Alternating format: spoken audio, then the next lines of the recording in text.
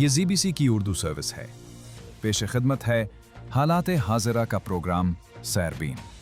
ये प्रोग्राम हर रोज रात 8 बजे हमारे YouTube चैनल पर पेश किया जाता है।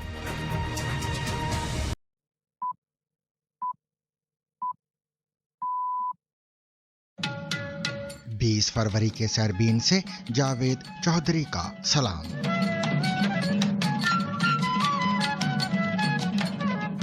सामीन, BBC उर्दू की रिवायत में जिस प्रोग्राम ने बरसों तक खबरों, तज्ज़ियों और संजीदा मुकालमे का वकार कायम रखा वो था BBC सैरबीन। इसके साथ ही सैरबीन इख्तिताम को पहुंचा। सैरबीन की पूरी टीम को इजाजत दीजिए। जाते जाते खबरों का खुलासा अब्दुल्ला फारूकी से। पाकिस्तानी हॉकी टीम के लिए इंडिया में दुकानें खोल दी गई। ये खबर का उन्वान है, हमारी वेबसाइट पर जरूर पढ़िएगा। इसी के साथ ही सैरबीन का वक्त भी खत्म हुआ। अब्दुल्ला फारूकी को इजाजत दीजिए। समेत सैरबीन की पूरी टीम को इजाजत। आखिर में खबरों की सुर्खियां। यहाँ प्रोग्राम सैरबीन अपने इख्तिताम को पहुंचा। उबैद मलिक को सैरबीन की पूरी टीम के साथ दीजिए इजाजत। आखिर में खास साथ ही सैरबीन का वक्त खत्म हुआ। आज प्रोग्राम के एडिटर थे अब्दुल्ला फारूकी और प्रोड्यूसर हारून रशीद। नादिया सुलेमान समेत पूरी टीम को इजाजत दीजिए और आखिर में आलमी खबरों की शह सुर्खियां सुनिए हुदा इकराम से। वही सैरबीन जिसे सुनते हुए हमने शऊर की दहलीज पार की, जिसकी आवाजों के साथ हमारे दिन ढले और जिसके तज्जियों से हमने दुनिया को समझना सीखा। उसी याद को ताज़ा रखने और उसी ज़हनी फ़ज़ा को दोबारा आबाद करने के लिए हमने अपनी इस सर्विस का आगाज़ किया है, यानी ZBC सैरबीन, ताकि वो फैमिली जो सैरबीन के इख्तिताम के बाद बिखर गई थी फिर एक प्लेटफॉर्म पर जमा हो सके। ऐसे सामीन, ऐसे नाजरीन जिनकी सोच में संजीदगी और मुकालमे में शाइस्तगी हो, वो फिर से एक दूसरे से जुड़ सकें। आप में से मुतअद्दिद दोस्तों की ये ख्वाहिश रही कि माजी के कुछ मुंतखब और यादगार प्रोग्राम भी वक्तन फवक्तन पेश किए जाएं, ताकि सैरबीन की रिवायत सिर्फ याद ना रहे बल्कि जिंदा भी रहे। चुनाचे आज से ठीक 6 बरस कबल इसी तारीख को शफी नकी जामी की मेज़बानी में जो सैरबीन नशर हुआ था, वही प्रोग्राम आज हम आपकी खिदमत में बतौर नशर मुकर्रर पेश कर रहे हैं। आइए वक्त की घड़ी को चंद लम्हों के लिए पीछे ले चलते हैं और सुनते हैं वही आवाज, वही अंदाज और वही वकार। माइक ओवर टू शफी नकी जामी।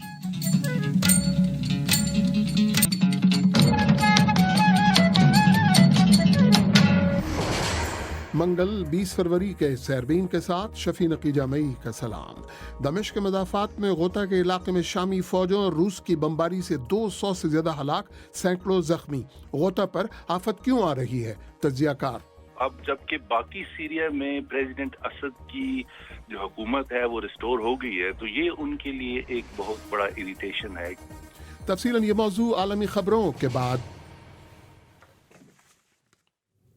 ये BBC उर्दू सर्विस है। नाजिश ज़फ़र से खबरें सुनिए। शाम में इंसानी हकूक़ के कारकुनों का कहना है कि दारुल हुकूमत दमिश्क के नवाह में बागियों के ज़ेर इंतज़ाम इलाके मशरक़ी गौता में सरकारी अफवाज की बमबारी से 200 के करीब अफराद हलाक हो गए हैं। हलाक होने वालों में बच्चे भी शामिल हैं। तफसीलात ज़फ़र सैयद से। बागियों के ज़ेर इंतज़ाम इलाके मशरक़ी गौता में पीर को किए जाने वाले फ़ज़ाई और रॉकेट हमले हालिया चंद बरसों में किए जाने वाले शदीद तरीन हमले थे। अक़वाम मुत्तहिदा के एक एहलकार ने बमबारी को रोकने का मुतालबा करते हुए कहा है कि सूरत हाल काबू से बाहर होती जा रही है। मशरक़ी गौता दारुल हुकूमत दमिश्क के करीब हुकूमत मुखालिफ बागियों के ज़ेर इंतज़ाम आखिरी महसूर इलाका है। खदशा जाहिर किया जा रहा है कि शाम के सदर बशारुल असद रूस की हिमायत से इलाके में बड़े पैमाने पर हमलों की तैयारियों में मसरूफ़ हैं। बच्चों के लिए अक़वाम मुत्तहिदा के इदारे यूनिसेफ की एक नई रिपोर्ट में कहा गया है कि दुनिया में पाकिस्तान नौमौलूद बच्चों की अमवात के लिहाज से सबसे ख़तरनाक मुल्क है। रिपोर्ट में ये भी बताया गया है कि पाकिस्तान में 2014 के एदादो शुमार के मुताबिक 10,000 अफराद के लिए 14 तिबी माहिरीन दस्तयाब हैं। तफसीलात के साथ उबैद मलिक। यूनिसेफ की रिपोर्ट के मुताबिक दुनिया में पाकिस्तान, अफगानिस्तान और सेंट्रल अफ्रीकन रिपब्लिक वो 3 ममालिक हैं जहां नौज़ायदा बच्चों के जिंदा रहने के इम्कानात सबसे कम हैं। रिपोर्ट में कहा गया है कि पाकिस्तान में 2016 के आदादो शुमार के मुताबिक हर 22 बच्चों में से एक पैदाइश के पहले ही माह में हलाक हुआ। इसी एक साल के दौरान पाकिस्तान में 2,48,000 नौमौलूद बच्चे हलाक हुए, जो कि दुनिया भर में हलाक होने वाले बच्चों का 10% थे। ईरान में पुलिस का कहना है कि पीर के रोज़ दारुल हुकूमत तेहरान में सूफी फ़िरक़े से ताल्लुक़ रखने वाले मुज़ाहिरीन के साथ झड़पों में सिक्योरिटी फोर्सेस के 5 एहलकार हलाक हो गए हैं। पुलिस का मज़ीद कहना है कि गोबंदी दरवेश फ़िरक़े से ताल्लुक़ रखने वाले 300 अफराद को गिरफ़्तार किया गया है। झड़पें उस वक्त शुरू हुई जब एक दरवेश की गिरफ्तारी के खिलाफ मुजाहिरीन पुलिस स्टेशन के बाहर जमा हुए। ख्याल रहे कि ईरान के शिया अशराफिया के सूफी फ़िरक़े के साथ नज़रियाती इख्तलाफ हैं। फ्रांस के दारुल हुकूमत पेरिस में जारी फाइनेंशियल एक्शन टास्क फोर्स के इजलास में शिरकत के लिए पाकिस्तान की टीम पेरिस पहुंची है, जहां कल की नशिस्त में दहशतगर्दों की मुआवनत से मुताल्लिक अमरीका और इत्तहादियों की जानिब से मुतवक्के पाकिस्तान मुखालिफ तहरीक पर बात होगी। तफसीलात के साथ नाजिया गुलजार। FATF के इजलास में पाकिस्तान की जानिब से भेजी गई टीम में वज़ीर आज़म के ख़जाने के लिए मुशीर मिफ्ता इस्माइल भी शामिल हैं। दूसरी जानिब पाकिस्तान के वज़ीर ख़ारिजा ख्वाजा मोहम्मद आसिफ 4 रोज़ा दौरे पर रूस में मौजूद हैं, जहां उन्होंने आज मास्को में अपने रूसी हम मनसब सरगेई लावरोफ के साथ प्रेस कॉन्फ्रेंस की है। प्रेस कॉन्फ्रेंस के दौरान वज़ीर ख़ारिजा ख्वाजा आसिफ का कहना था कि अफ़गानिस्तान में दाइश के बढ़ते हुए असर व रसूख और मनशियात से दहशतगर्दों को रकूम की फराहमी पर तशवीश है। बांग्लादेश में हुकाम का कहना है कि वो म्यांमार में हुकाम से 6,500 रोहिंग्या मुसलमानों के मुस्तकबिल के मुतालिक बातचीत कर रहे थे, जिसके बाद म्यांमार हुकूमत ने 5,000 से ज़्यादा रोहिंग्या अफराद को वापस लेने पर इत्तफाक किया है। ये रोहिंग्या मुसलमान रखाइन रियासत में फसादात से बचकर भागे हैं और अब सरहदी इलाकों में मौजूद हैं। इससे कबल बांग्लादेश का कहना था कि इसने म्यांमार को 8,000 नामों की फहरिस्त दी है। सऊदी आजिर कंपनी के दिवालिया होने के 2 साल बाद भी पाकिस्तान लौटने वाले बहुत से मुलाजमीन अब तक अपने बकाया जात की अदायगी के मुंतज़र हैं। इस बार तमाम मुतासरीन ने मिलकर कराची और इस्लामाबाद में 5 मार्च को एहतजाज का ऐलान किया है। मुतासरीन में से एक ने BBC से बात करते हुए कहा कि माड़ी से सऊदी अरब गया था सऊदी उजर कंपनी में सन 2014 15 मार्च को। एंड में 2015 में दिसंबर के महीने में हमें लास्ट सैलरी मिली थी, उसके बाद हमें कोई सैलरी नहीं मिली और हमें ये कहा गया था कि भाई आपकी सारी इंक्वायरी हो गई है, तो इस वजह से हमें कोई पैसा भी नहीं दिया और ना हमें हमारा बेनिफिट दिया, ना सैलरीज दी 10 महीने की। हमारे इकामे के पैसे हैं, हमारे टिकट के पैसे हैं, हमारे मेडिकल इंश्योरेंस के पैसे हैं, वो भी हमें नहीं मिले। मलेशिया में एक अदालत ने एक फ़नकार को 1 माह कैद की सज़ा सुनाई है। सज़ा याफ्ता फ़हमी रज़ा ने सोशल मीडिया पर मलेशिया के वज़ीर आज़म नजीब रज़ाक के मुतालिक एक पोस्ट जारी की थी, जिसमें उन्हें सर्कस का मस्खरा दिखाया गया था। गुज़श्ता बरस इन पर शरअंगेज़ मवाद फैलाने का इल्ज़ाम लगाकर मुकदमा चलाया गया। अब इन पर कैद के साथ $7,000 का जुर्माना भी आयद किया गया है। मलेशिया के वज़ीर आज़म के ख़िलाफ़ बदउनवानी के इल्ज़ाम सामने आने के बाद हुकूमत पर तनकीद करने वाले दर्जनों अफराद के ख़िलाफ़ कार्रवाई की जा चुकी है। ये BBC उर्दू सर्विस है।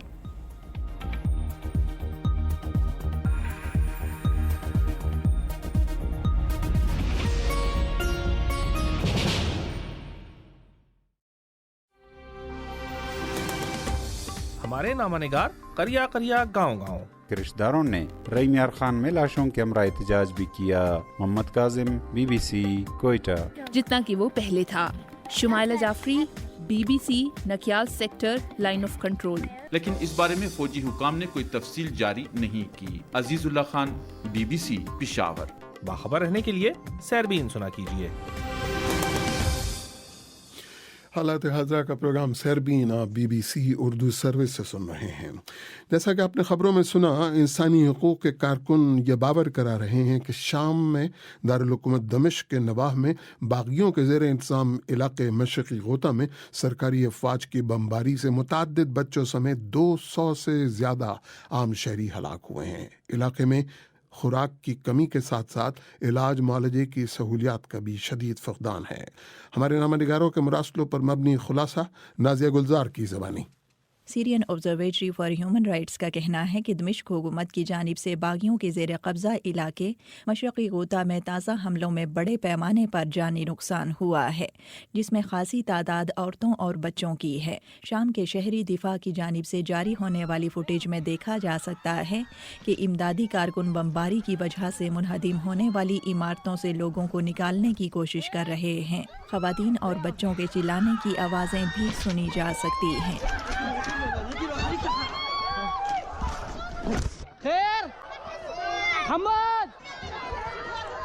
डॉक्टर फयाज मशरक़ी गुता में अपनी खिदमात सर अंजाम देते हैं। उन्होंने इन हमलों के हवाले से BBC से बात करते हुए कहा, The last 24 hours was very catastrophic for all the people. मशरकी गोता में गुज़श्ता 24 घंटे तबाहकुन थे। बदकिस्मती से हुकूमत ने ज़मीनी हमले करने शुरू कर दिए, जिसकी वजह से बड़े पैमाने पर हलाकतें हुईं, खुसूसन बच्चों और ख़वातीन की। इसके बाद उन्होंने फ़िज़ाई हमले किए। पिछले 24 घंटों में 100 से ज़ायद फ़िज़ाई हमले हो चुके हैं। मशरकी गोता के मुख्तलिफ हिस्सों में हेलीकॉप्टर से बैरल बम गिराए गए हैं। इन हमलों में पूरी इमारतें तबाह हो गईं। 24 घंटों के दौरान 100 से ज़ायद हलाकतें हुई, जिनमें ज़्यादा तादाद बच्चों और औरतों की है। Most of them were children and women. मशरक़ी गुता शाम के सदर बशारुल असद के मुखालिफिन के ज़ेर कब्ज़ा है और दमिश्क हुकूमत ने गुज़श्ता 4 बरसों से इस इलाके का मुआसरा किया हुआ है। इलाके में मुक़ीम तकरीबन 4 लाख शहरी बैरूनी दुनिया से कटे हुए हैं और इंसानी ज़रूरियात की अशिया से महरूम हैं। मायात इसी इलाके के रिहायशी हैं। वो अपने बच्चों की हालत देख कर काफ़ी गमगीन हैं। मैं खाने पीने की चीज़ें लाने के लिए यहाँ से बाहर नहीं जा सकता। बाहर बारिश हो रही है, मार्टर गोलों और रॉकेट्स की बारिश। जब आप अपने बच्चों की आंखों में खौफ देखते हैं तो एक बाप के लिए ये हालत बहुत तकलीफदेह होती है, लेकिन ऐसे हालात में आप उनके लिए कुछ नहीं कर पाते।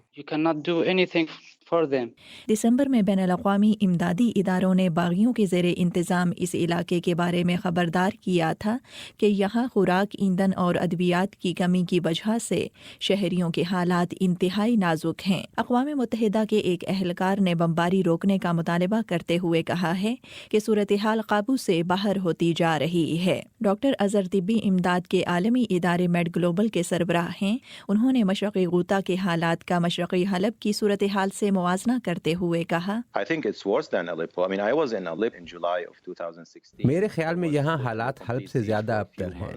2016 में मशरकी हल्ब की आबादी 1,50,000 के लगभग थी, लेकिन उनके पास 10 अस्पताल और 100 से ज़्यादा डॉक्टर थे, जबकि मशरकी गोता करीबन 4 लाख नफूस पर मुश्तमिल है। मूजी अमराज में मुब्तला मरीजों की एक बड़ी तादाद है यहाँ, लेकिन डॉक्टरों की कमी के बायस मुश्किल का सामना है। खुराक की शदीद किल्लत है और बड़े पैमाने पर गोलाबारी भी हो रही है। दूसरी जानिब दमिश्क हुकूमत की जानिब से की जाने वाली इन ताज़ा कार्रवाइयों पर आलमी रद्द अमल भी सामने आ रहा है। तुर्की ने खबरदार किया है कि शामी हुकूमत शुमाली शाम में कुर्दों के खिलाफ लड़ने वाली तुर्क अफवाज की मदद न करे। उधर रूसी वज़ीर ख़ारिजा सरगई लावरोफ का कहना है कि महसूर इलाके के हालात को बैनुल-अक़वामी अनासर बढ़ा चढ़ा कर पेश कर रहे हैं। शाम में खाना जंगी को 7 साल मुकम्मल होने को हैं, जिसमें अब तक हज़ारों अफराद हलाक हो चुके हैं, जबकि एक अंदाजे के मुताबिक 50 लाख अफराद मुल्क छोड़ने पर मजबूर हुए हैं। हमारे नामा निगारों पर मुरासलों पर मबनी ये रिपोर्ट आपने नाजिया गुलजार से सुनी। गोता पर आई इस आफत से पहले ये वाज़े करते चलें कि शाम में खाना जंगी को आइंदा माह 7 साल पूरे हो जाएंगे, जिसमें हज़ारों अफराद की जान गई और लाखों अफराद मुल्क शाम छोड़कर जा चुके हैं। हालात के तज्ज़िये के लिए मैंने मशरिक़ वस्ता के उमूर पर नज़र रखने वाले बाथ यूनिवर्सिटी के डॉक्टर इफ्तिखार मलिक से रब्ता किया। जानना चाहा कि गोता की अहमियत क्या है और वहाँ हो क्या रहा है। ये गोता का जो एरिया है, ये सीरिया जो दमिश्क है, जो उनका कैपिटल है, उससे सिर्फ 10 मील दूर है। तो पहले ये ज़रई इलाका था दरिया के पास, लेकिन उसमें अब काफ़ी आबादी हो गई है। तो ये जो एंटी असद फोर्सेस थी, जो सदर के खिलाफ फोर्सेस थी, वो ज़्यादा वहाँ इकट्ठी हो गई ओवर द ईयर्स और उन्होंने अपना एन्क्लेव बना लिया। तो अब जबकि बाकी सीरिया में प्रेसिडेंट असद की जो हुकूमत है वो रिस्टोर हो गई है, तो ये उनके लिए एक बहुत बड़ा इरिटेशन है कि बिल्कुल दारुल हुकूमत के पड़ोस में एक एरिया है जिसमें तकरीबन बेचारे 5 लाख लोग जो हैं वो मासूरीन की हैसियत में पिछले कई सालों से रह रहे हैं। और ये जो बमबारी हो रही है ये तो पिछले संडे से हो रही है, लेकिन पिछले 7 साल से इन लोगों की जो वो मासूरीन हैं, इनकी जिंदगी बहुत बुरी है। 2013 में यहाँ सरीन गैस जो थी उसको सीरियन फोर्सेस ने इस्तेमाल किया और 1300 बंदे जो थे वो बेचारे मारे गए थे। तो ये एक छोटा सा इलाका है जिसमें काफी लोग थे, अब तकरीबन 5 लाख रह गए हैं और ये एंटी असद फोर्सेस का गढ़ है और वो समझते हैं कि जब तक इनको खत्म न किया जाए, एलिमिनेट न किया जाए, उस वक्त तक पूरे शाम पे उनकी हजारादारी जो है वो मुस्तहकम नहीं होगी। और इसमें सीरिया सीरिया और ईरान इनकी मदद कर रहे हैं। अच्छा, ठीक है। तो एक तरफ तो ये सूरत हाल है कि 7 साल से ये महसूर हैं सबके सब, और ये आखिरी गढ़ है एंटी असद फोर्सेस का या बशार अल असद के जो मुखालिफिन है उनका। तो इसके अलावा और कोई अहमियत नहीं है इसकी गोता की? इसकी अहमियत यही है कि इसमें ज़्यादातर जो एलिमेंट्स हैं वो सुन्नी एलिमेंट्स हैं, और कुछ अर्सा पहले उनको तुर्की की, सऊदी अरब की उनकी हमायत थी जो अब इतनी ज़्यादा नहीं है, और इसमें अब रशियन और ईरानियन फोर्सेस जो हैं वो प्रेसिडेंट असद की मदद करके वो ये समझते हैं कि यहाँ जो इलाका है इसको मुकम्मल सीरिया की हुकूमत की अमलदारी में लाया जाए। तो बाकी इलाकों से भी जो डिसीडेंट थे, जो प्रेसिडेंट असद के मुखालिफिन थे, वो भी इसी इलाके में आके उन्होंने पनाह ली है। तो कितने स्ट्रांग हैं ये असद के मुखालिफिन, और आप कह रहे हैं कि दूसरे इलाकों से भी आकर के वहाँ यकजा हो गए हैं, तो कितनी होगी इनकी फोर्स, कितनी होगी इनकी ताकत, और इनके पास असलाब कहाँ से आ रहा है? इनको तादाद तो नहीं की जा सकती, क्योंकि कहा जाता है कि शुरू में 2 मिलियन लोग आबादी थी, लेकिन अब तकरीबन आधा मिलियन है। बहुत सारे लोग बेचारे निकल गए हैं, लेकिन उनमें से चंद ग्रुप्स ही होंगे। सबसे जो स्ट्रॉन्ग ग्रुप है उसका नाम है जैश इस्लाम, ठीक है, और ये इनके नाम जो हैं बदलते रहते हैं, लेकिन बाज़ का सीरियन गवर्नमेंट इनको अल कायदा और इस्लामिक स्टेट भी बना के दिखाती है ताकि इसी बहाने उनका खात्मा किया जाए। तो ज्यादा तादाद नहीं होगी, लेकिन चूंकि ये दमिश्क के बहुत करीब हैं और वहां से मोटर फायर करते रहते हैं, जिससे दमिश्क की आबादी और दमिश्क की हुकूमत की जो बिल्डिंग्स हैं उन पे ये काफी तबाही फैलाते हैं। तो इसलिए मेरे ख्याल में वो समझते हैं कि इनको एलिमिनेट करना बहुत जरूरी है। लेकिन पहले आपको याद है कि एक मुआहदा हुआ था जिसमें गोता के इलाके को डी एस्केलेशन जोन कहा गया था, कि इस इलाके में अमन के जरिए आहिस्ता आहिस्ता डी एस्केलेशन की जाएगी और किसी किस्म की लड़ाई ये नहीं किया जाएगा। लेकिन पिछले साल से सीरिया के प्रेसिडेंट जो हैं अपनी ईरानी और रशियन मदद से वो चाहते हैं कि इस इलाके से ये जो जैश इस्लाम है या और इस किस्म की ग्रुप्स हैं उनको एलिमिनेट किया जाए। तो बात एक नुक्ता नजर ये है कि जैश इस्लाम ने लोगों को वहां रखा हुआ है, मासूरीन को अपने कंट्रोल में, और दूसरा नुक्ता नजर ये है कि अगर ये बाहर निकले तो सीरियन गवर्नमेंट उनको एलिमिनेट कर देगी। तो वहाँ के जो लोकल लोग हैं वो बेचारे 2 मुसीबतों के दरमियान फंसे हुए हैं। तो क्या हल क्या है इसका doctor Iftikhar Malik? United Nations काफी अरसे से इस पे शोर कर रही है, और मेरे ख्याल में न्यूयॉर्क में काफी डिप्लोमेटिक एक्टिविटी हो रही है, जेनीवा में भी हो रही है। लेकिन चूंकि रूस इसमें इन्वॉल्व है और जो रूस के फॉरेन मिनिस्टर हैं सर्जे लेवरॉफ, उनका अभी सवेरे बयान है, वो ये कहते हैं कि जी बाहर की दुनिया खामखा इस चीज को एग्जिजरेट कर रही है। तो वो तो चाहेंगे कि इसको चलने दिया जाए और इवेंचुअली बशर अल असद जो है उनकी अमलदारी इस पे कायम हो जाए। लेकिन मेरा ख्याल है जेनीवा में मगरब के अखबारात में आज बहुत सुर्खियां आई हुई है। बास लोग कह रहे हैं कि ये अलेप्पो की हिस्ट्री जो है रिपीट हो रही है। कई लोग कह रहे हैं कि जैसे बाजनिया में कत्लेआम हुआ था सर्ब्रेनित्सा का, ये उसी किस्म का कत्लेआम है। तो बहुत सारे जो ह्यूमन राइट्स ग्रुप्स हैं वो तो काफी एक्टिव हो गए हैं, लेकिन क्या इनका कोई असर पड़ेगा प्रेसिडेंट असद की पॉलिसी पे या रशिया की पॉलिसी पे, ये आइंदा 1-2 दिन में इसका पता चलेगा। ये थे मशरिक़ वस्ता के उमूर के तज्ज़ियाकार बाथ यूनिवर्सिटी के डॉक्टर इफ्तिखार मलिक। बच्चों के लिए अक़वाम मुत्तहिदा के इदारे यूनिसेफ ने अपनी एक नई रिपोर्ट में कहा है कि पाकिस्तान दुनिया में नौमौलूद बच्चों की अमवात के एतबार से सबसे ज़्यादा ख़तरनाक मुल्क है। हालत यह है कि पाकिस्तान में पैदा होने वाले हर 22 में से एक के जान से जाने का ख़दशा होता है, जबकि इस एतबार से सबसे महफूज मुल्क जापान में है। वहाँ शरह हर 1000 पर में से एक बच्चे की हलाकत होती है। इस्लामाबाद से हारून रशीद। यूनिसेफ ने अपनी ताज़ा रिपोर्ट में कहा है कि गरीब ममालिक में नौज़ायदा बच्चों की अमवात की शरह में कमी लाने के लिए मज़ीद इक़दामात की ज़रूरत है। इदारे की एग्जीक्यूटिव डायरेक्टर हेनरीटा फोर का कहना था कि अगरचे दुनिया में गुज़िश्ता 25 बरसों में 5 बरस से कम उम्र के बच्चों की अमवात की तादाद में 50% कमी आई है, ताहम 1 माह से कम उम्र के बच्चों को मौत के मुँह में जाने से रोकने के लिए इक़दामात नहीं किए गए हैं। उनका कहना था कि इन हलाकतों में अक्सर को रोका जा सकता था, लिहाजा वो दुनिया के गरीब बच्चों की मदद नहीं कर पा रहे हैं। यूनिसेफ की रिपोर्ट के मुताबिक दुनिया में पाकिस्तान, अफगानिस्तान और सेंट्रल अफ्रीकन रिपब्लिक वो 3 ममालिक हैं जहां नौज़ायदा बच्चों के ज़िंदा रहने के इम्कानात सबसे कम हैं। रिपोर्ट में कहा गया है कि पाकिस्तान में 2016 के आदाद व शुमार के मुताबिक हर 1000 में से 46 यानी हर 22 बच्चों में से एक पैदाइश के पहले ही माह में हलाक हुआ। رپورٹ میں کہا گیا ہے کہ 2016 میں پاکستان میں ایک برس کے دوران 2,48,000 نومولود بچے ہلاک ہوئے، جو کہ دنیا بھر میں ہلاک ہونے والے بچوں کا 10% تھے۔ یونیسیف کے اہلکار ویلی بارڈ زیک نے BBC سے بات کرتے ہوئے کہا کہ جاپان کے مقابلے میں پاکستان کو نوزائیدہ بچوں کی ہلاکتوں کے معاملے میں شدید چیلنجز کا سامنا ہے۔ ایک وجہ یقیناً طبی سہولتوں کا معیار ہے۔ اربنائزیشن یا شہروں میں اضافہ دوسرا مسئلہ ہے جو انتہائی بڑا چیلنج ہے۔ اگر آپ جاپان کو دیکھیں تو وہاں صورتحال مختلف ہے۔ جاپان یقیناً امیر ملک ہے، لیکن امیر ملکوں میں بھی جاپان بہتر ہے، جس کی وجہ وہاں کا سیاسی عزم اور طبی ماہرین اور ڈاکٹروں کی تعداد ہے۔ رپورٹ میں یہ بھی بتایا گیا ہے کہ پاکستان میں 2014 کے اعداد و شمار کے مطابق 10,000 افراد کے لیے 14 طبی ماہرین دستیاب تھے، جبکہ افغانستان میں یہ تعداد 7 تھی۔ یونیسیف کے عہدیداروں کا یہ بھی کہنا ہے کہ غریب ممالک میں ماؤں کو چاہیے کہ وہ کچھ بنیادی اقدامات خود بھی کریں، کیونکہ یہ بھی شرح اموات میں کمی لانے میں اہم ثابت ہو سکتے ہیں۔ ہارون رشید، BBC، اسلام آباد۔ عالمی ادارہ صحت کے پاکستان سے متعلق سینئر اہلکار ڈاکٹر جاوید اکرم سے میں نے بچوں کی اس شرح اموات کے اسباب پوچھے۔ اس کی بڑی وجہ، سب سے بڑی وجہ یہ ہے ان دونوں کی کہ جو ہماری اپنی ایک تحقیق ہوئی تھی، جو میری پرسنل تحقیق تھی پنجاب میں، جو کہ پنجاب پاکستان کا سب سے اچھا پرفارمنگ پروونس ہے، اور اس کے ہم نے 32 ڈسٹرکٹس میں کی تھی یہ اسٹڈی، اور اس میں جو اسکلڈ برتھ اٹینڈنٹ ہے کہ جہاں بچے کی ڈلیوری ہوتی ہے، خاص کر دیہی علاقوں میں، گاؤں کے علاقوں میں، وہ ان کو مہیا تقریباً صرف 33% کو کوئی مہیا تھی ڈاکٹر یا کوئی skilled lady health visitor, skilled birth attendant نہیں تھا۔ اور جب سیکنڈ اینٹی نیٹل یعنی کہ دوسری دفعہ جب وہ حاملہ خاتون دکھانے آئی تو وہ تقریباً 18% رہ گیا تھا۔ تو میجورٹی کو تو اسکلڈ برتھ اٹینڈنٹس جو ہیں ہی نہیں ہیں، تو اوبویسلی اگر الٹریٹ یا کویکس ان کی ڈلیوری کریں تو بچے کی بھی جان کو خطرہ ہوگا اور ماں کی۔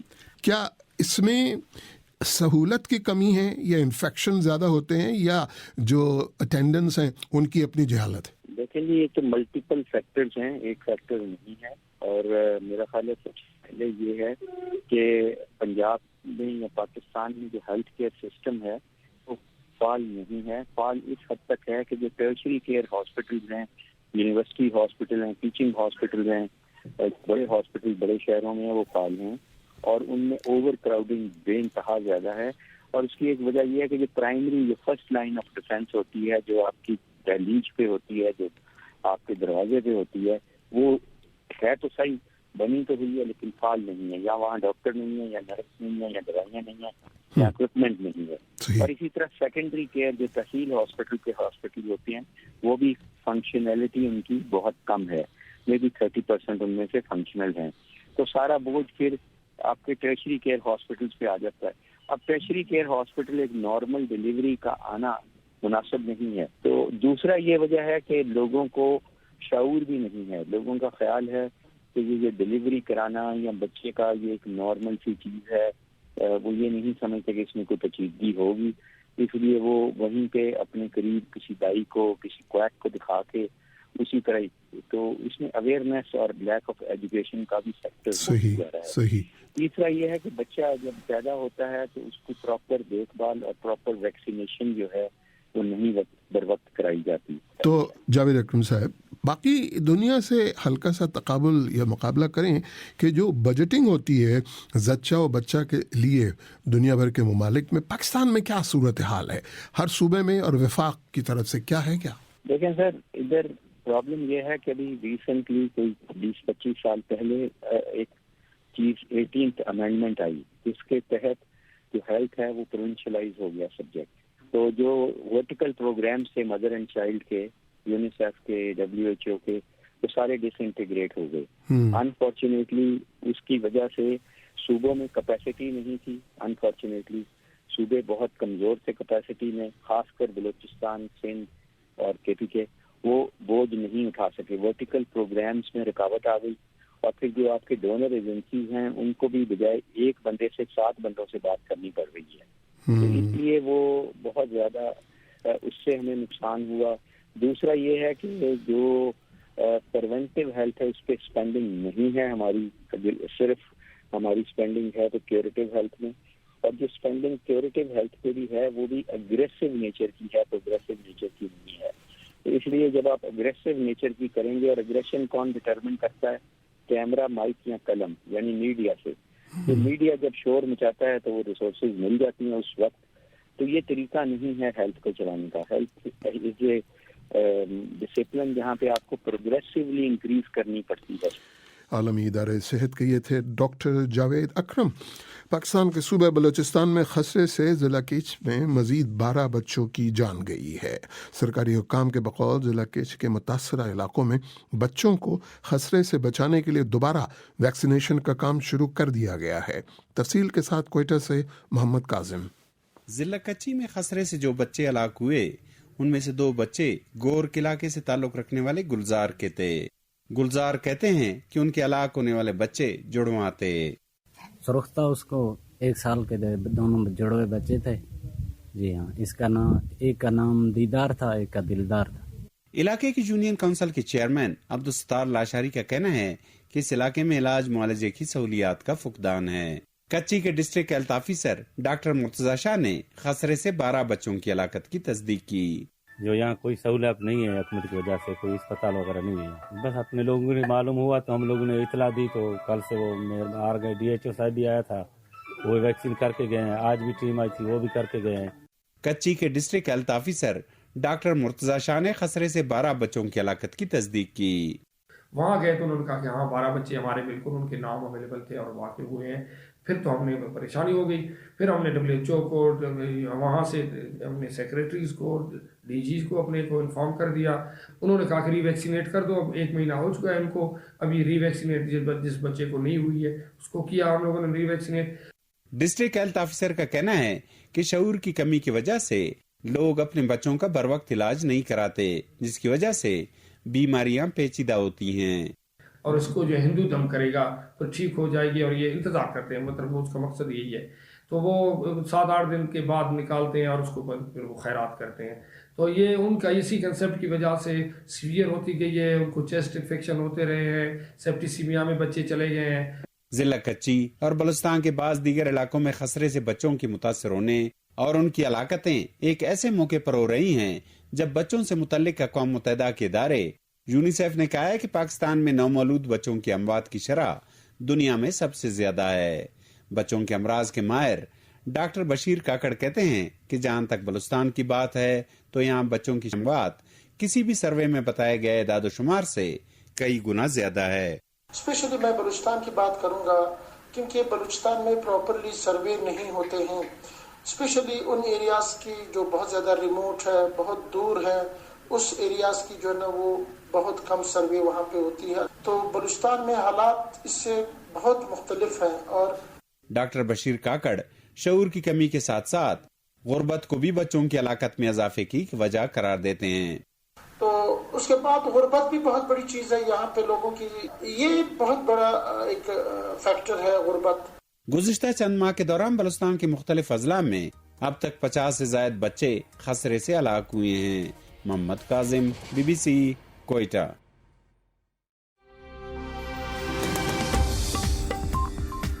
اپنی رائے کا اظہار کریں. ریاستی کاموں کے اوپر تنقید اگر ملک کے لوگ نہیں کریں گے تو اور کون کرے گا؟ بات کریں سیاست پر. ٹرمپ آئیں گے ہیلری عام پاکستانی کی صحت پر یا اس کے حالات پر تو کوئی فرق نہیں پڑنے والا. آپ کے یا آپ کے علاقے میں کوئی مسائل ہیں تو ان کا بھی ذکر کریں. ہمارے ملک کے حکمرانوں سے میرا یہ ریکویسٹ ہے کہ دیہاتیوں پر بھی خصوصی توجہ. آپ کی کالز سیربین میں ہر جمعرات کو پروگرام آپ کی بات میں نشر کی جائیں گی. نمبر ہے 0800-222-75. یاد رکھیے گا موبائل سے یہ کال مفت نہیں ہوگی اور پاکستان سے باہر رہنے والے سامعین ہمیں اس نمبر پر فون کر سکتے ہیں 0092-5126-1139. واضح رہے یہ نمبر ٹول فری نہیں ہے.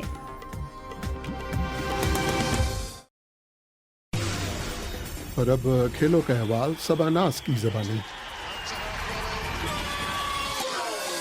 इंटरनेशनल क्रिकेट काउंसिल ने नई वनडे रैंकिंग जारी कर दी है। बैट्समैन की फहरिस्त में इंडिया के विराट कोहली जनूबी अफ्रीका के एबी डिविलियर्स के बाद 909 पॉइंट्स के साथ टॉप पर हैं। इसके साथ ही कोहली टेस्ट और वनडे मैचों में 900 पॉइंट्स का संगे मील अबूर करने वाले दूसरे इंडियन बैट्समैन बन गए हैं। बॉलिंग रैंकिंग में अफगानिस्तान के रशीद खान और इंडिया के जसप्रीत बुमराह दोनों ही के 787 पॉइंट्स हैं और दोनों बॉलर्स रैंकिंग में टॉप पर हैं। जबकि ऑलराउंडर कैटेगरी में बांग्लादेश के शकीबुल हसन पहले और पाकिस्तानी ऑलराउंडर मोहम्मद हफीज दूसरे नंबर पर हैं। दुबई इंटरनेशनल क्रिकेट स्टेडियम में आज पाकिस्तान सुपर लीग के तीसरे एडिशन की ट्रॉफी की तकरीबें रुनुमाई हो गई है। तकरीब में पाकिस्तान क्रिकेट बोर्ड के चेयरमैन नजम सेठी और तमाम 6 टीमों के कायदीन ने शिरकत की। टूर्नामेंट की इफ्तिताही तकरीब का इनेकाद बुध को होगा, जिसके बाद PSL का इफ्तिताही मैच पेशावर ज़ल्मी और मुल्तान सुल्तान्स के दरमियान खेला जाएगा। जनूबी कोरिया में जारी सरमाई ओलंपिक्स के 11वें दिन आज 5 तिलाई तमगों का फैसला होगा। मेडल टेबल पर नॉर्वे सोने के 11 तमगों के साथ पहले और जर्मनी 10 मेडल्स के साथ दूसरे नंबर पर है।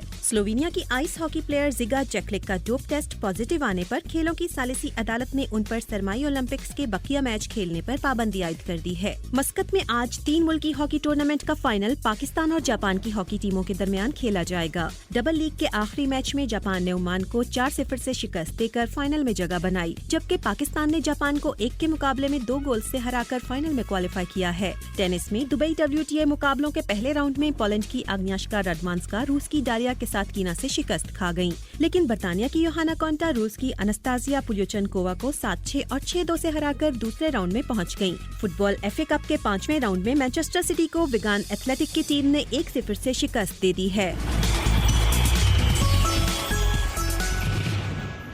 खेलों का अहवाल सबनाज की ज़बानी। पाकिस्तान के सूबा पंजाब के दारुल हुकूमत लाहौर में अदालत में 2 गौरतलब वाक़यात पेश आए हैं। ख़बरों का खुलासा आने को है, उसके बाद हमारी नज़र इन्हीं वाक़यात पर रहेगी। तो सरबीन का निस्फ़ आया, इस मौके पर ख़ास ख़बरों का खुलासा आता है। आज ख़बरों की ज़िम्मेदारी नाज़िर ज़फ़र की है।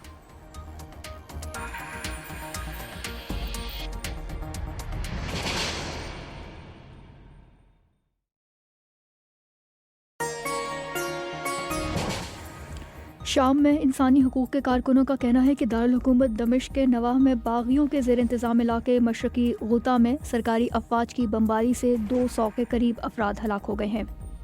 बच्चों के लिए अक़वाम मुत्तहिदा के इदारे यूनिसेफ की एक नई रिपोर्ट में कहा गया है कि दुनिया में पाकिस्तान नौमौलूद बच्चों की अमवात के लिहाज से सबसे ख़तरनाक मुल्क है। ईरान में पुलिस का कहना है कि पीर के रोज़ दारुल हुकूमत तेहरान में सूफ़ी फ़िरक़े से ताल्लुक़ रखने वाले मुज़ाहिरीन के साथ झड़पों में सिक्योरिटी फोर्सेस के 5 एहलकार हलाक हो गए हैं। बैरून मुल्क मुकीम पाकिस्तानियों से मुताल्लिक़ वज़ारत के हुकाम का कहना है कि पाकिस्तानी हुकाम जल्द सऊदी अरब जाकर पाकिस्तानी मज़दूरों की वापसी के मामले पर सऊदी हुकाम से बात करेंगे। बांग्लादेश में हुकाम का कहना है कि म्यांमार हुकूमत ने 5000 से ज़्यादा रोहिंग्या अफराद को सरहदी इलाकों से मुल्क में वापस लेने पर इत्तफाक किया है। खास खबरों का खुलासा अपने नाज़िर ज़फ़र से सुना। पाकिस्तान के सूबा पंजाब के दारुल हुकूमत लाहौर में आज 2 गौर तलब वाक़यात पेश है। दोनों का ताल्लुक़ अदालत और उसके अहाते से है और इनमें अमवात भी हुई और सिक्योरिटी एहलकार के मुंह पर तमाचे भी पड़े। लाहौर में हमारी नामनिगार हिना सईद से मैंने इन दोनों वाक़यात की तफसील जाननी चाहिए। आज सुबह सेशन अदालत में जब केसेस की कार्रवाइयां जारी थी तो जो एनी शाहिदीन हैं उनके मुताबिक कोर्ट के बाहर 2 ग्रुप जो थे वकला के, उनके दरमियान में तसादुम हुआ और जो है ये झगड़ा जो है ये अदालत की राहदारी में हुआ। जो मुल्जिम हैं काशिफ अली, उन्होंने अपनी रिश्तेदार जो वकला हैं उनके ऊपर फायरिंग की। वो 2 जो है वकला, उनके नाम है राना नदीम, जो मौके पर ही जाँ बहक हो गए, जबकि राना अवैस जो उनको अस्पताल ले जाया गया लेकिन वो जानबर नहीं हो सके। और ये दोनों जो मकतूलीन हैं ये आपस में कज़न हैं। जो वहाँ पे मौजूद थे लोग, उन्होंने हमें ये बताया कि ये फूफीजाद हैं आपस में और मामूजाद हैं और जायदाद का तनाज़ा था जिसकी वजह से ये फायरिंग हुई, इनके दरमियान तल्ख कलामी हुई और काफ़ी इनका पुराना मसला चल रहा था। तो ये कोई पहला वाक़या नहीं है जो हमने देखा है सेशन कोर्ट के बाहर और सेशन कोर्ट के अंदर भी। जो पिछली दफ़ा हमने देखा कि 31 जनवरी को भी 2 मुखालफिन ग्रुपों के दरमियान में फायरिंग हुई जिससे एक पुलिस कांस्टेबल जो है वो हलाक हो गए थे। तो जो फायरिंग करने वाले वकील हैं इस दफ़ा उनको मौके से ही गिरफ्तार कर लिया गया।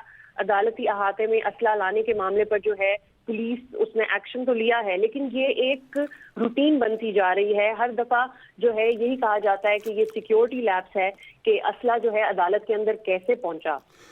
अच्छा, दूसरा वाक़या है ना सईद, जो लाहौर हाई कोर्ट के बाहर वकील साहब का है, जिसमें इत्तलात के मुताबिक वकील ने पुलिस वालों को तमाचे वगैरह मारे, इसकी क्या तफसील है? जी, जब ये पहला वाकया हुआ सेशन अदालत के बाहर और पता चला कि 2 वकील जो हैं वो हलाक हो गए हैं तसादुम के बाद, तो इस तरह के जब भी वाकयात होते हैं उसके बाद शहर की जो अहम इमारत होती हैं, ख़ुसूसन जो अदालतें हैं, उनमें सिक्योरिटी बहुत हाई अलर्ट कर दी जाती है।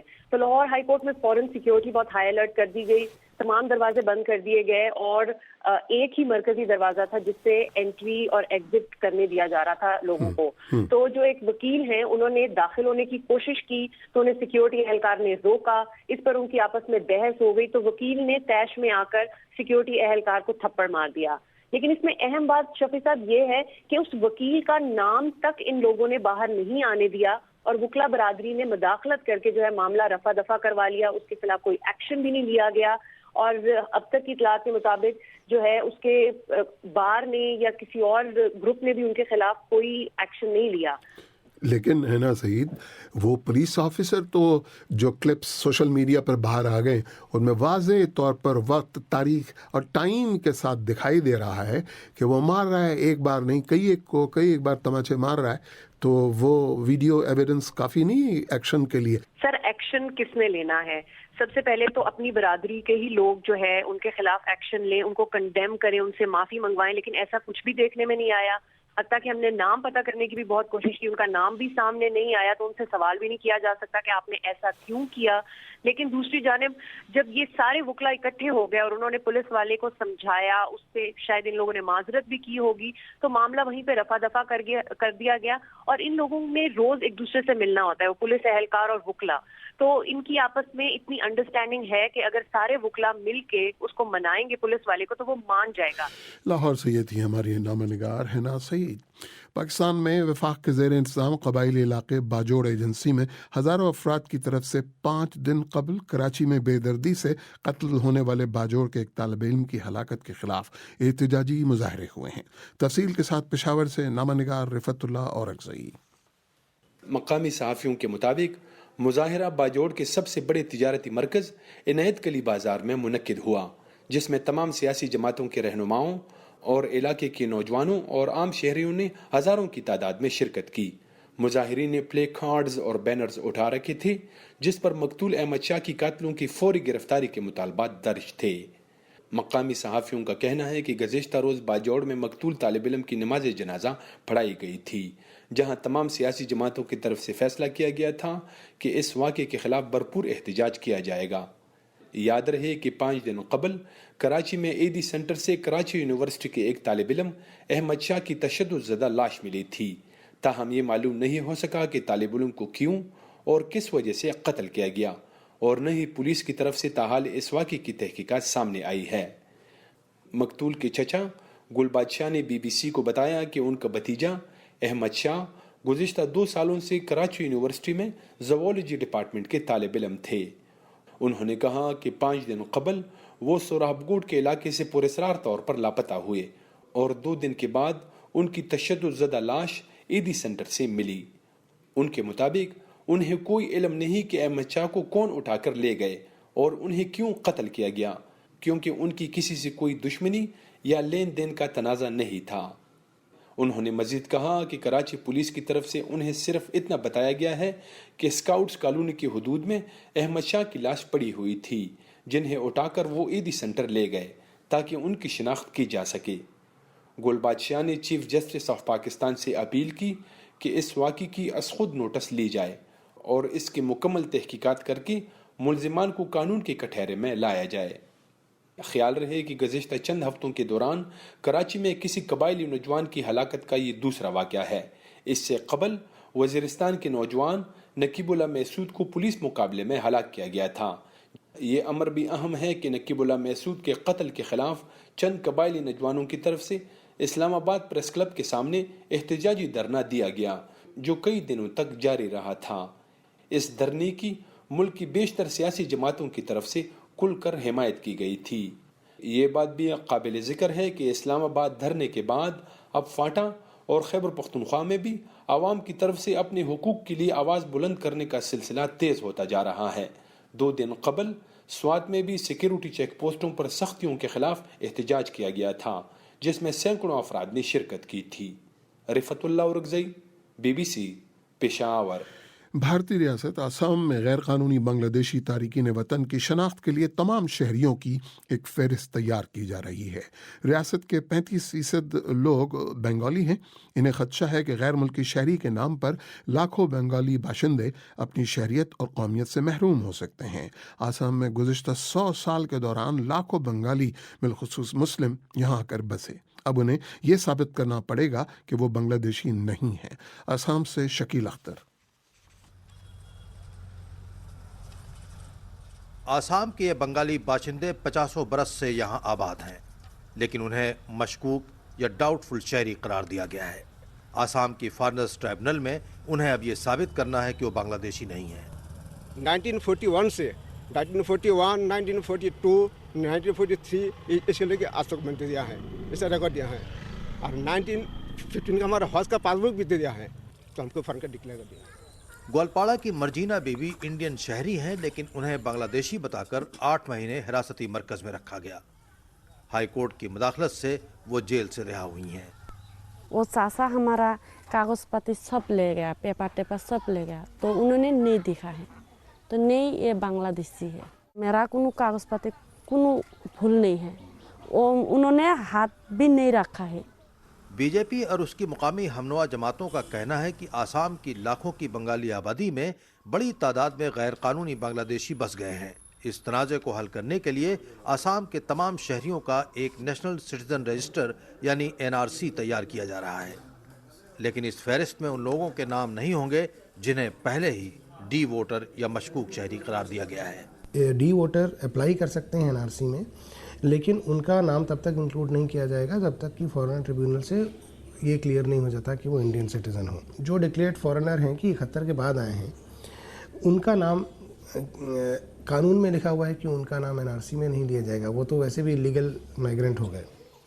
सिविल सोसाइटी और हुकूक इंसानी की मुकामी तंजीमों का कहना है कि शहरियों की हतमी फहरिस्त आने के बाद लाखों बंगाली मुसलमान और हिंदू बेवतन हो सकते हैं।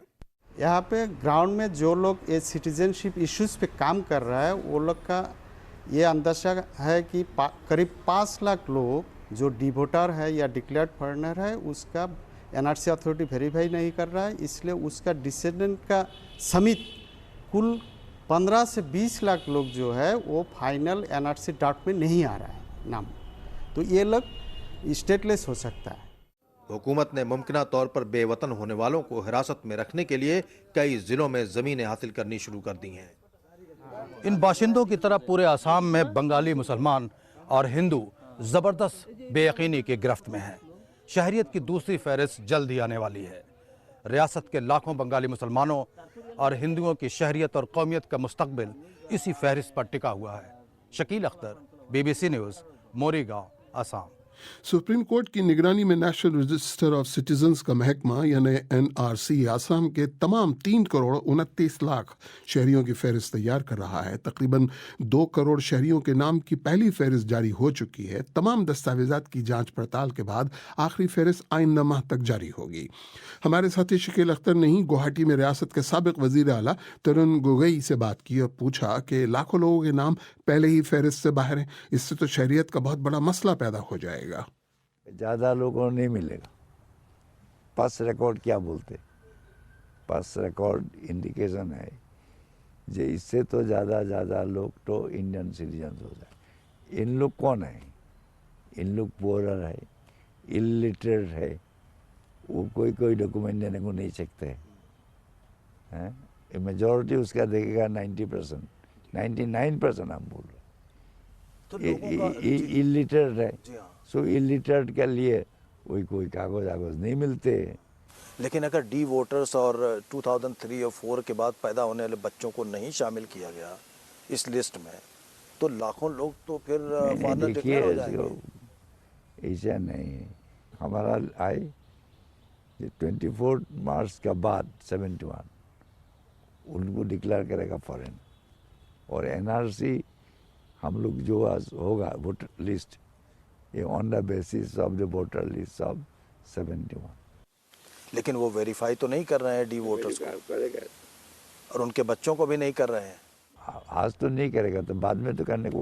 लेकिन इससे तो लाखों लोग तो इमीडिएटली जो है वो फॉरेनर्स डिक्लेयर हो जाएंगे कि नहीं? तो नहीं, उसका नहीं, unless declared by foreign tribunal. Guwahati के साबिक वज़ीर आला तरुण गोगोई शकील अख्तर से बात कर रहे थे। बांग्लादेश से लाखों रोहिंग्या मुसलमानों को म्यांमार वापस भेजने की मुहिम तो शुरू न हो सकी, लेकिन पनाह गुज़ीनों के कैंपों में कशीदगी बढ़ चली है। गुज़िश्ता कुछ हफ्तों में 2 रोहिंग्या रहनुमाओं का कत्ल हुआ। BBC के नामनिगार नितिन श्रीवास्तव ने बांग्लादेश के कॉक्सेस बाजार में इन हलाकतों का सबब जानने की कोशिश की। मोहम्मद उस्मान और उनके वालिद महीनों से इस मस्जिद में नमाज पढ़ते थे।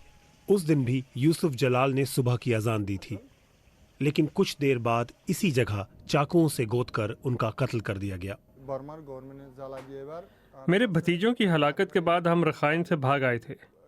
मेरे 60 साल वालिद बहुत शाइस्ता और मजहबी शख्स थे, जिनकी किसी से भी दुश्मनी नहीं थी। वो हमेशा अपने मुल्क वापस जाना चाहते थे।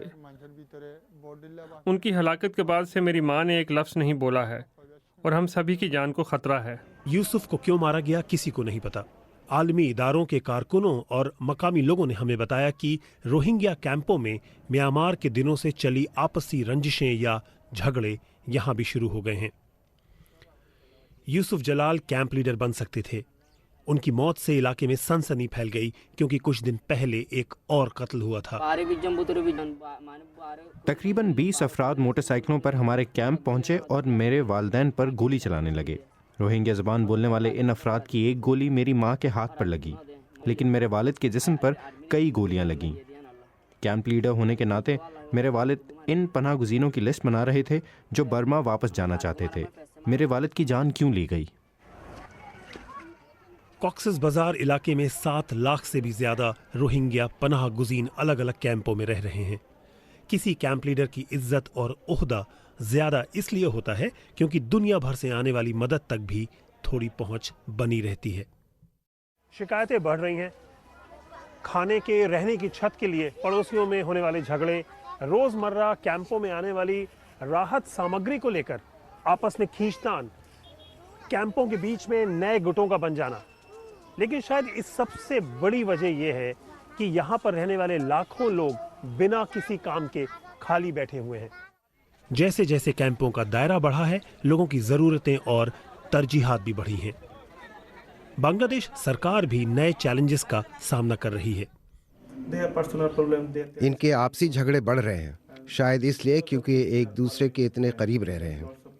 महीनों पहले जब ये लोग बांग्लादेश से आए थे तब हालात दूसरे थे और ये बहुत डरे सहमे थे, लेकिन समय के साथ इनकी हालत सुधरी है।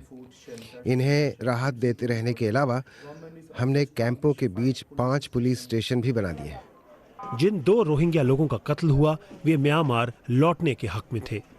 हालांकि ये साफ नहीं कि इनका कत्ल सिर्फ उसी वजह से ही किया गया है। बावजूद इसके कि म्यांमार की हुकूमत ने शुरुआत में कुछ इरादा दिखाया था, सच यही है कि इन रेफ्यूजीज के वापस लौटने का समझौता अभी तक टला हुआ है। जो यहाँ एक पराये देश में रह रहे हैं, उनमें भी वहाँ लौटने की जल्दी नहीं दिखाई देती। नितिन श्रीवास्तव, BBC, कॉक्सेस बाजार, बांग्लादेश।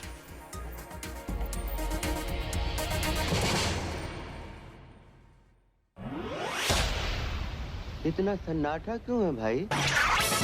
Lights, camera, action. मेरे बारे में इतना मत सोचना। दिल में आता हूँ, समझ में नहीं। कि मैं हूँ हीरो तेरा।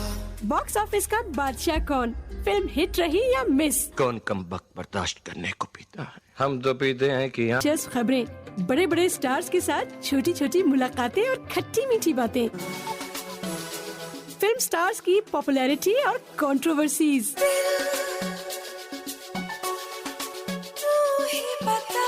पर्दे के पीछे क्या है। सुनिए ये सब कुछ हर शनिचर की शाम सैरबीन में आपकी अपनी नुसरत जहां के साथ।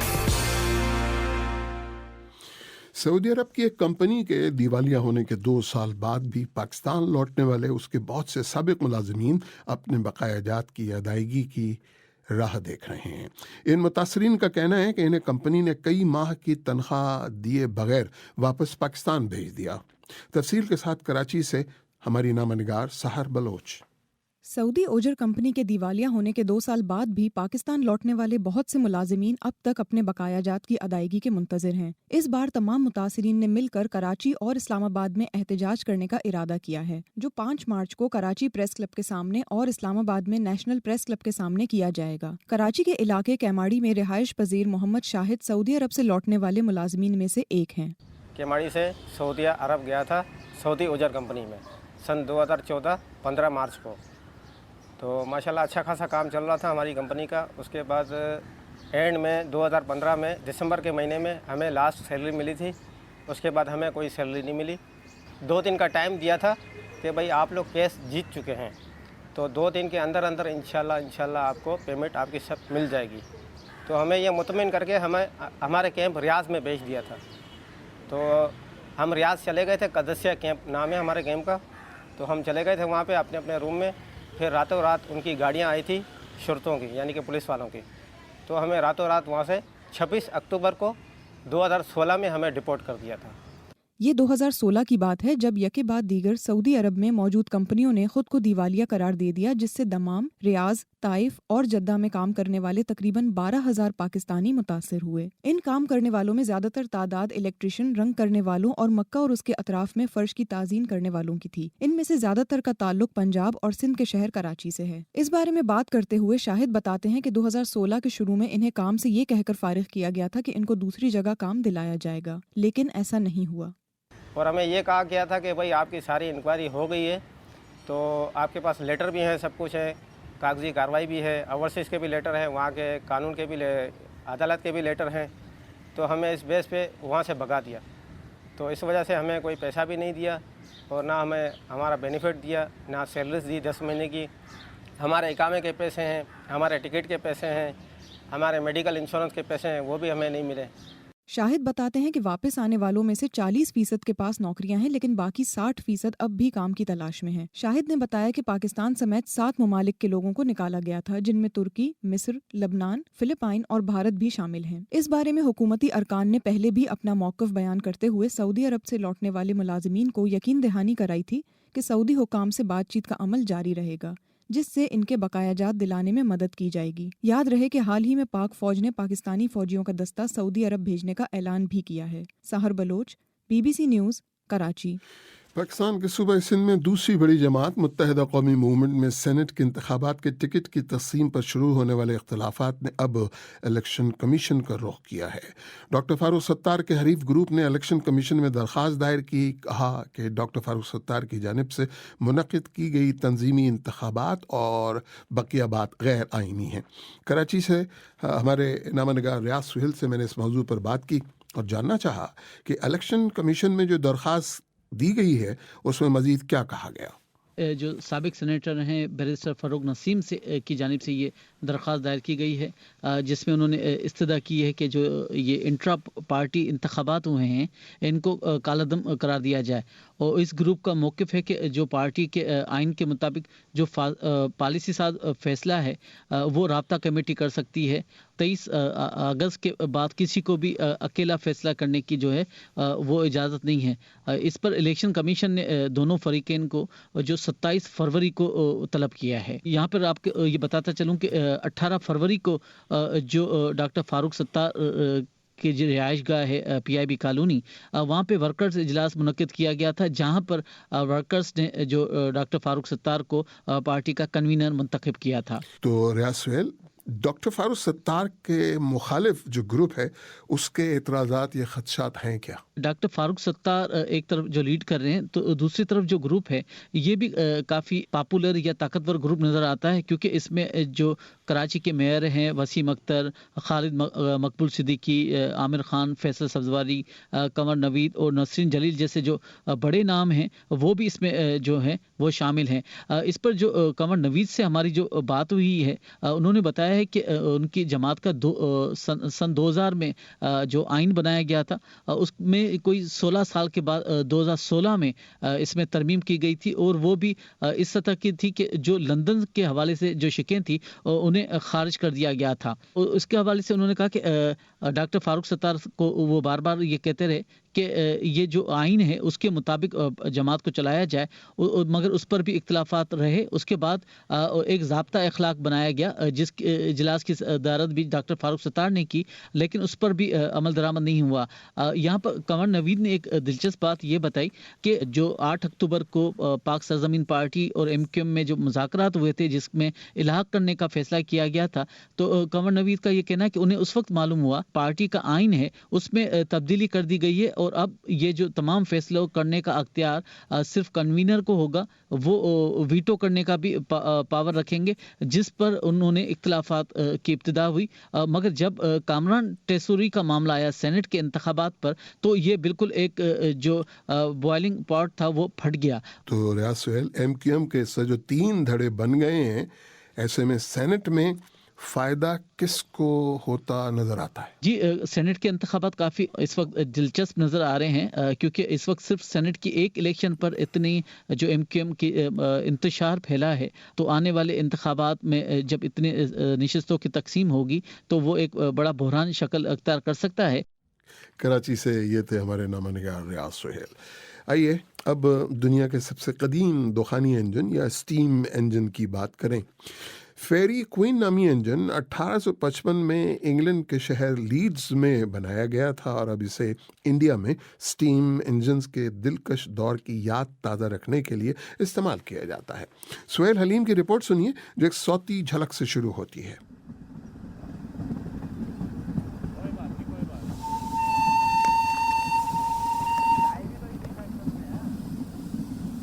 फेरी क्वीन का ये सफ़र आपको एक गुजरे हुए दौर में ले जाता है, जिसकी झलक अब बस फिल्मों में ही नजर आती है।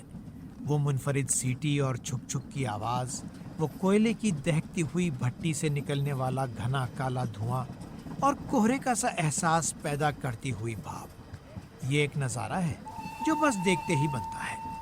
इंडिया में पहली ट्रेन 1851 में चली, पहली पैसेंजर ट्रेन 1853 में, और फेरी क्वीन का जन्म इसके सिर्फ 2 साल बाद हुआ।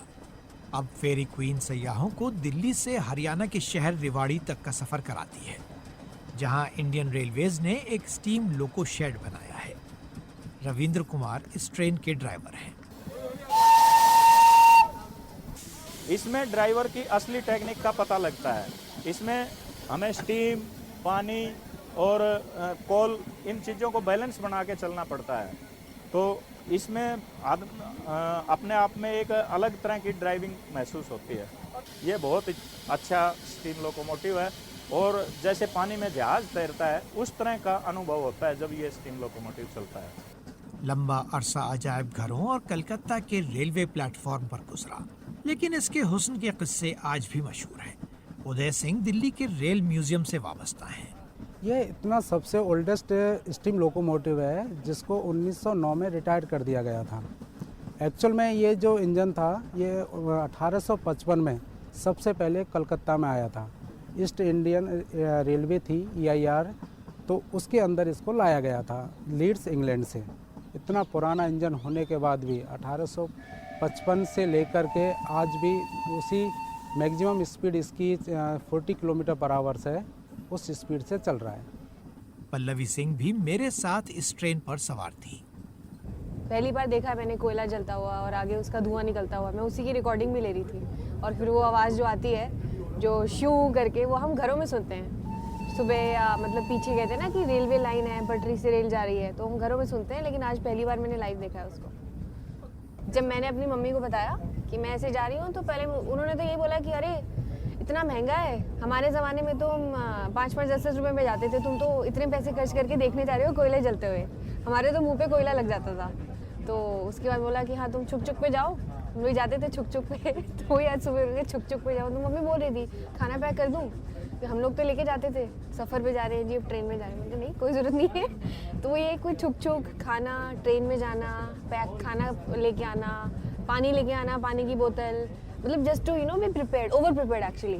قریب ہی بیٹھی نیہا کہتی ہیں کہ اس انجن نے آزادی کی پہلی لڑائی بھی دیکھی اور ملک کا بٹوارا بھی. بالکل اس میں بیٹھ کر کے ایسا لگ رہا ہے جیسے ابھی ہم مطلب 2018 میں ابھی نہیں ہیں اور بیک مطلب 20-25 سال 30 سال پیچھے آ چکے ہیں ہم لوگ. کافی اچھا فیل ہو رہا ہے یہاں کر کے، کیونکہ جو چیز اب تک آپ نے ٹی وی پہ دیکھی اور جس کے بارے میں صرف سنا ہے اس کو آپ لائیو اپنے سامنے دیکھ رہے ہیں تو اس کا الگ ایکسپیرینس ہوتا ہے. اور میں یہی مطلب وش کرتی ہوں کہ اور لوگ آئیں اور اس چیز کا آنند لیں، کیونکہ یہ بہت مہتوپورن چیز ہے جس کو ابھی تک ہیریٹیج کی طرح سنبھال کے رکھا ہوا ہے، اور ہسٹوریکل چیزوں پہ وہ بھی ورکنگ کنڈیشن میں ہے. یہ بہت بڑی بات ہے.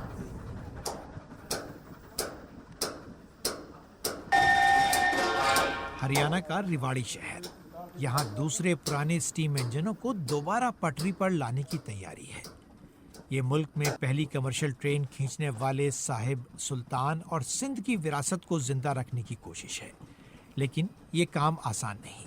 انڈیا میں آخری اسٹیم انجن 1972 میں بنا تھا اور اب ان کے پرزے نہیں ملتے.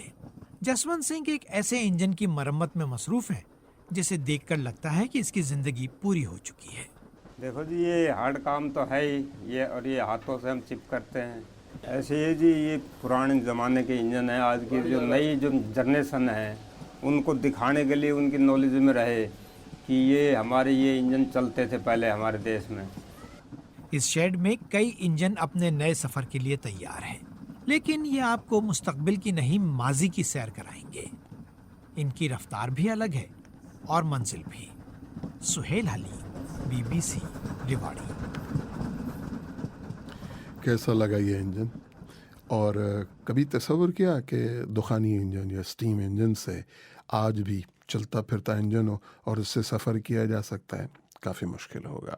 بھارت میں تو ہیں دخانی انجن اور اس کے میوزیم، پتہ نہیں پڑوس کے ممالک میں اس قسم کے انجن ہیں اور عجائب گھر ہیں یا نہیں ہیں. صاحب یہاں سیربین اختتام کو پہنچتا ہے. اس کے ایڈیٹر تھے جاوید سومرو، پروڈیوسر سلیم قاضی، اسٹوڈیو مینیجر اسلام آباد سے عامر صدیق، لندن سے اسٹیورٹ ولی. تو میں اپنی پوری ٹیم سمیت آپ سے اجازت چاہوں گا. آخر میں خاص خبروں کا خلاصہ ایک بار پھر نازش ظفر کی زبانی.